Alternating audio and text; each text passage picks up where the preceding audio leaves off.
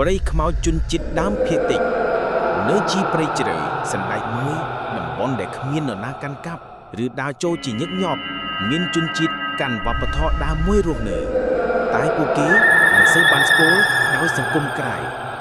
ប្រជាជនកាន់ជំនឿថាព្រៃនោះមានវិញ្ញាណបរិសុទ្ធកំពុងថែរក្សាភ្លឺបុរាណគេហាមមិនឲ្យអ្នកបរទេះចុងព្រៃនោះព្រោះគេជឿថាបើអ្នកណាមិនគោរពដីព្រៃវិញ្ញាណនឹងខ្លាយជាខ្មោចដើរតាមស្លាប់មិនដឹងខាង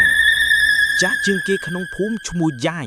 គេជាអ្នកតែងប្រាប់រឿងអាត់កំបាំងដល់កូនចៅទាំងអស់ថ្ងៃមួយ